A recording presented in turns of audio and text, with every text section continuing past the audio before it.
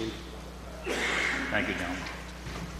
On one of my boats, one out of my 4 boats over the past few years, just to make it very simple, I've had one of Mr. Jones's law enforcement agents call me into an office and say, I've got a problem with your captain.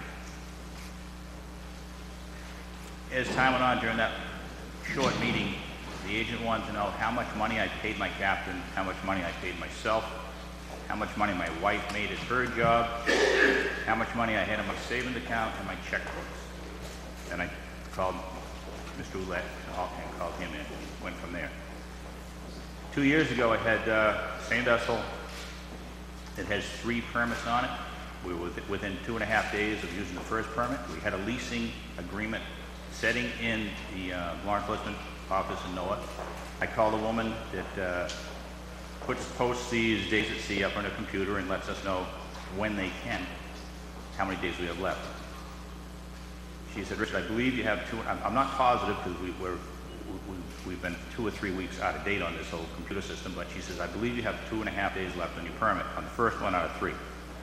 I had a personal problem, I couldn't get out of the office. She said, there should be an agent in here at any time to sign the leasing agreement. As soon as it's signed, I'm going to post the days on the computer. If your boat goes over a day or 2, don't worry about it, I'll take care of everything.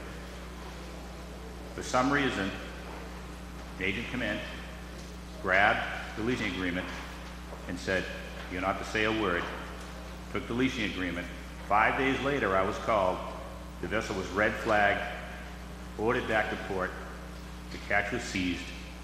I was fined by Chuck Julian $27,000. I called Mr. Ouellette. As the time went on, Mr. Julian said, if you don't pay the $27,000 right now, if you want to go in front of one of my judges, you'll be paying $120,000 to $140,000. I settled on $25,000. I was scared to death. They wouldn't give me the boat back. I couldn't get the boat back to send it to pay any payments until I paid the fine. This yellow tail exemption letter that the Gloucester auction house has been heavily penalized on, which is totally unconstitutional and, as far as I'm concerned, unfair. I went to the fishery service and I asked them for the letter. I had it on 3 boats. I said, I'm sending this boat, yellowtail flounder fishing. They said, you don't need it, we're discarding it, we're going to get rid of it anyway. I said, you sure? I said, absolutely. The boat went fishing. After the auction house was raided, and all they get out of that whole thing was 40 boats that didn't have, so some was around 40 boats that did not have the yellowtail exemption letter. My captain got called in. After he was called in by Gino Morrow and another agent in a little cubicle, they said, if you tell us, rat out the auction house, what it's been doing illegally, we'll throw this away. That was my captain. After that, they called me, and I called Mr. Ouellette. We went in, said the same thing to me. If you tell us what's been going on at the auction house, we'll tear this up, you won't get a fine. Well, I said, okay, fine, I'll tell you. I was one of the first boats to go to the auction house. The best thing that ever happened to this region. I said, there's nothing going on there. If there was, I wouldn't have my 4 vessels there. Very simple. You know, Morrow looked at me, the agent, and he said, that's not good enough. FedEx truck came to my house about a month later, $58,700 fine for not having a piece of paper aboard the boat that I was told I didn't need. They said that's the way law enforcement handles it. Just because someone in the fishery service building told you didn't need it, that's regardless. We say you needed it, you needed it, period. This past May 1st, I always take all my permits up for every vessel, hand deliver it to the office up here in Gloucester, make sure I have everything accounted for, all the permits are on the boats.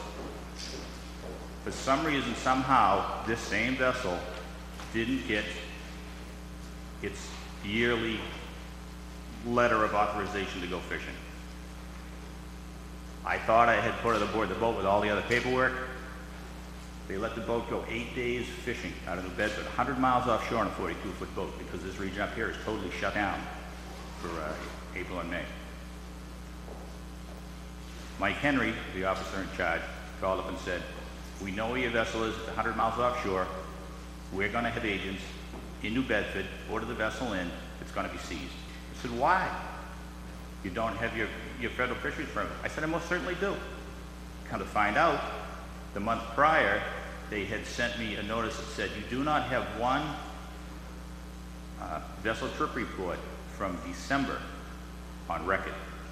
The boat was tied to the dock. The only thing we have to stay tied to the dock 120 days out of the season. Cannot fish with the vessel.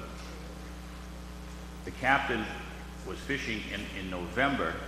He sent in November's logbooks, and he sent in the December logbook that checked off did not fish, and he made a mistake. He wrote the 11th month, not the 12th month. They wouldn't tell me that. They did not bring that forward until Mr. Ouellette, once again, with his colleague David Smith, went up and tried to figure out what took place. They didn't give me the permit, let the boat fish 8 days, and then call me up and red flag the boat. It is criminal. I don't care what the other people said here. What's taken place is criminal. We've been under Gestapo siege from the Fisheries Service law enforcement. They won't give you the right time of day.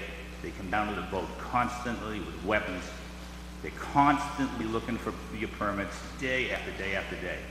We leave the dock at 3 in the morning, we come back at 5 or 6 at night. All we want to do is go home and see our wife and kids. They won't let us do it. You got to constantly show them your permit day after day. What's taking place is just, as Steve said, un-American. It's not good. Thank you.